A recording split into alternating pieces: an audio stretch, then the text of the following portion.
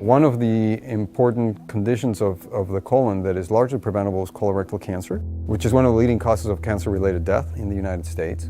And we know that screening for early cancers or for polyps, which could turn into cancer, can have a profound impact in decreasing death from colorectal cancer. One of the challenges we face when we think about screening tests is that many people leading their daily life don't want to think about the possibility of colon or rectal cancer, and they may believe that because they feel well, there's absolutely no chance that there's anything wrong. But polyps and early tumors are often not symptomatic. That is the whole reason that screening is instituted in people without symptoms. If we find a tumor before it has caused symptoms, it's much more treatable, so the cure rate is much higher. The idea is that you want to go in at least 10 years before a problem is going to occur. So typically the peak years for colon cancer to develop are in the 60s, and that's the reason we start looking at 50. Most cancers don't arise out of the blue. They usually arise from polyps that have been growing for a decade or more. And the idea is if you go in at the age of 50, the procedure is going to pick up at most small polyps that are easy to get out. Small polyps also associated with low complication rates as you remove them.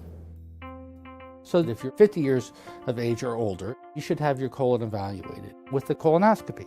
There's just no reason in the world to put it off. It prevents colorectal cancer. Everybody talks about how horrible it is, and they put it off and they put it off and they don't do it. The fact of the matter is there is nothing wrong with the colonoscopy. You are not aware when it occurs. When you go to your colonoscopy, they give you a little sedation, and the next thing you know, you're waking up saying, "Are we done?" So the part that people say, well, the unpleasant part is the bowel prep.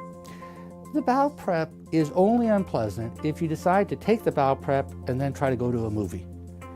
You should take the bowel prep and stay near a toilet, and then when you do that, it cleans you out and it is no big deal.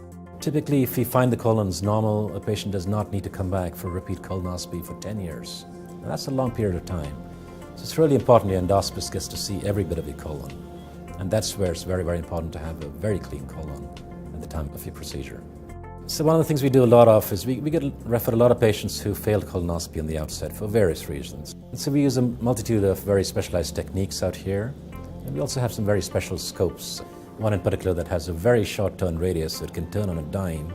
And that scope really allows us to get through very complex fixed colons with ease. And so we succeed in almost every case that has failed on the outside.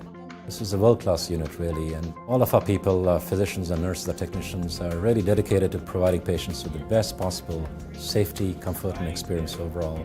In the older population, we're seeing colorectal cancer incidence go down. We think that's in large part due to screening. The hope of public health efforts to increase the rate of screening, as well as efforts to improve the technology that we have available for screening, is that one day colon and rectal cancer could be a rare disease.